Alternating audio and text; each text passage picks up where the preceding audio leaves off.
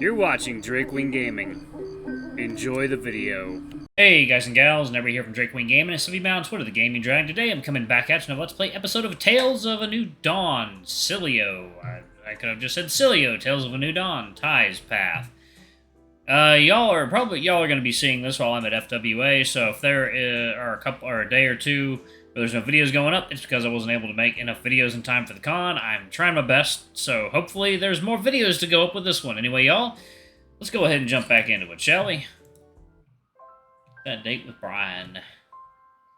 The answer was perhaps not an answer that each and every person would come to appreciate, but it was the right thing to do. After all, I had been kept in the dark, lied to, and misled. Not just by Ty, but by many others over the years. I hated when it was done to me, so how could I, in good conscience, do the very same thing to somebody else? I was going to tell Logan the unredacted truth, warts and all, and make my intentions very clear, leaving nothing unaccounted for. I know how hard it can be to trust people sometimes, especially when you've been burned by it before. I've been there, and I know it's horrible, and that's why I'm going to tell you the complete truth.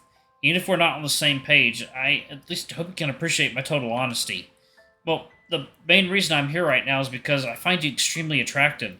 You're an incredibly handsome guy from head to toe. You're one hell of a guy, and I couldn't rightly turn a blind eye to that. The biggest thing that I really caught onto, however, was your scent. Were you aware you carried such an incredible and breathtaking scent?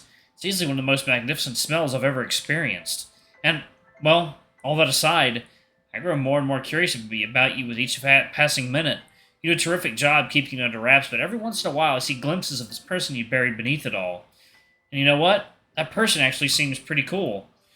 I think maybe we could be friends. Something tells me that you could use a good, trustworthy friend, but I'll let you be the judge of that.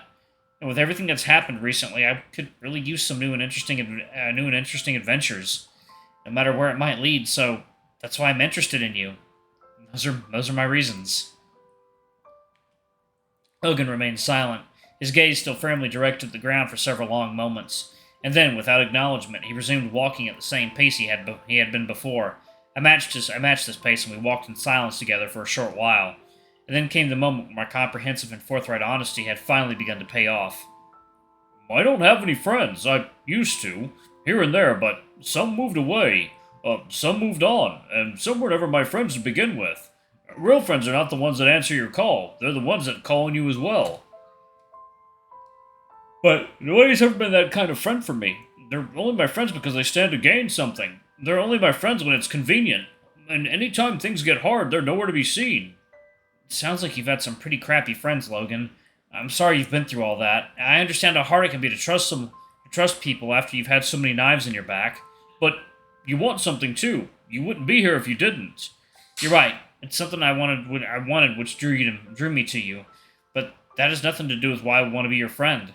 If you just wanted to you just wanted me as a friend and nothing else, I'd happily accept. If somebody wants something from you, that isn't an inherently negative thing.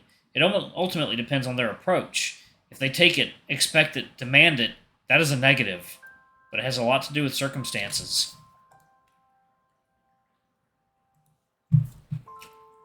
With that in mind, I have shown you my entire hand. You've seen every one of my cards. I have no secret agenda. And perhaps there was something that you wanted from me as well. Perhaps we can help one another in that way?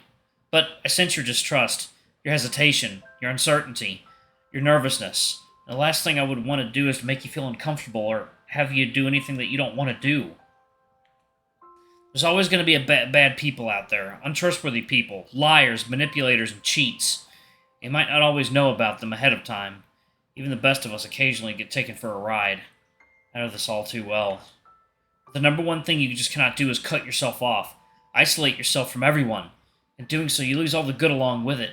That is a lonely, miserable existence. You have to be brave. Be courageous. You have to keep putting yourself out there, knowing full well that now and then you're going to get burned. But good will outweigh bad, and it will be a hugely positive force in your life, but I can guarantee you this. And when it comes to friends, partners, and everything, quite often it doesn't work out on the first go, but you know the saying, if you want to make an omelet, you've got to break a few eggs. Exactly. If you keep turning up bad eggs, you still don't give up. You just start looking in a different barn.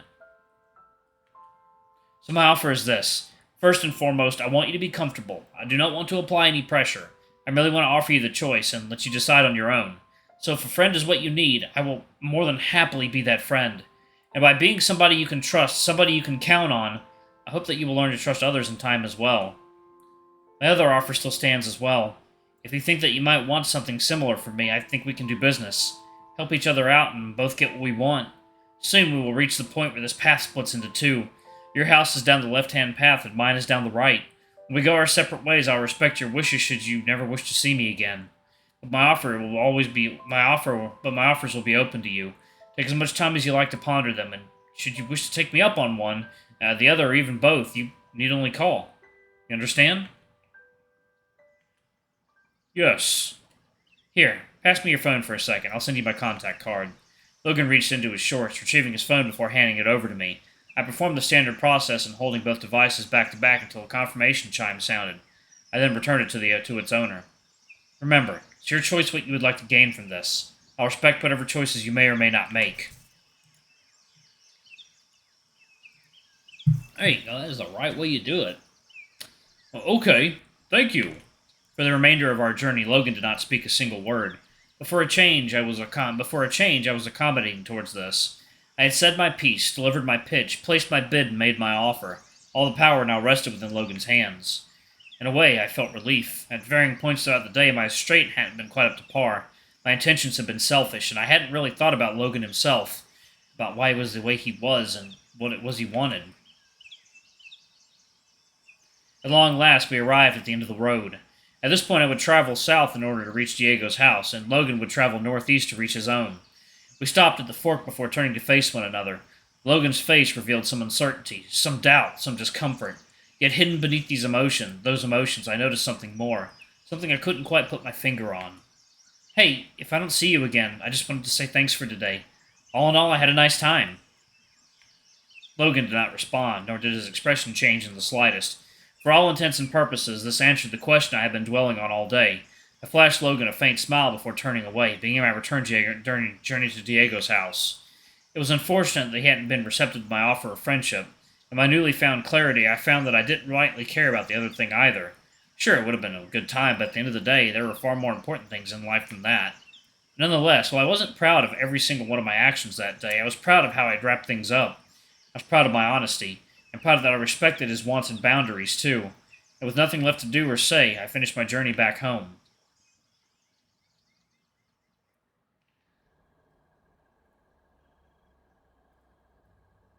Many long hours had passed since my return home, and it was only about half an hour before Diego was due to return.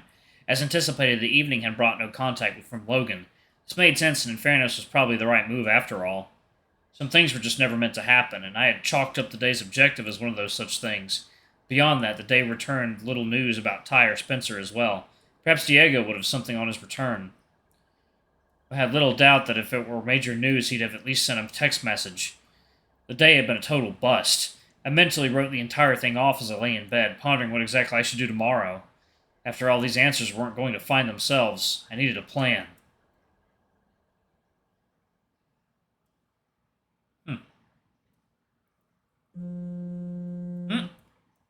Oh, someone getting that booty call. Just as I had been drifting off to sleep, I was briskly torn from my slumber by a sudden vibration from my phone. It was an early night for me, and the Do Not Disturb mode had not yet kicked in. Expecting some kind of garbage notification, I unlocked the device, and I felt my heart skip a beat as I saw the name of the sender. Logan. I couldn't quite believe my eyes when I read the contents. It seemed as though he believed we could help one another after all, as he instructed me to visit him and provided his address. All of a sudden, I felt strangely nervous. Of course, Logan was a very appealing man, and it had been some time since I'd met up with anybody like this.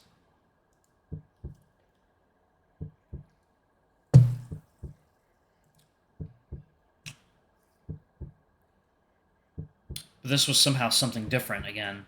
A different kind of nervousness, something more akin to a mild panic attack. But that was the problem. But what was the problem?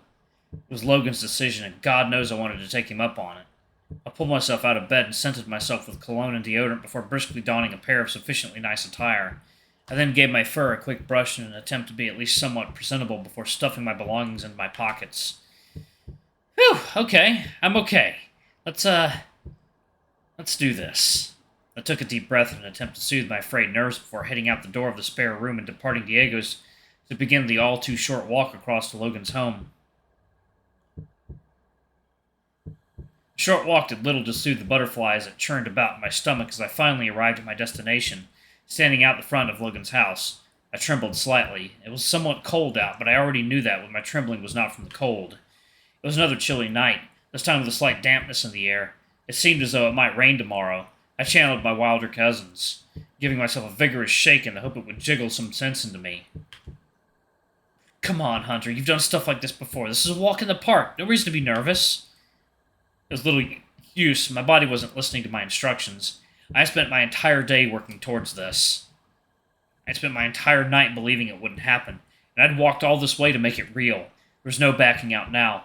Imagine how Logan would have felt if I did. It no doubt took a lot of courage to extend that invitation. I didn't want to let him down. My heart raced as I forced my legs to carry me towards the door. I spared a nervous laugh for a moment, but laughed for my body's involuntary silliness as I trembled more and more with each and every step. Finally, I came face to face with the door, and I raised my hand to knock. I rapped my knuckles on the door, announcing my arrival to tonight's companion. Seconds passed, followed only by seconds more, bereft of response. Strange. Maybe I didn't knock loud enough. Undeterred, I knocked once more, but this time with greater force, and once again I was met by only silence. I turned around, hoping to confirm the number on the mailbox, but alas, the positioning of the streetlights concealed it in darkness. Instead, I reached into my pocket and retrieved my cell phone, unlocking it and pulling up my location on GPS. 6 Rivermore Close. Exactly the address I had been given. Had Logan's nerves gotten the best of him?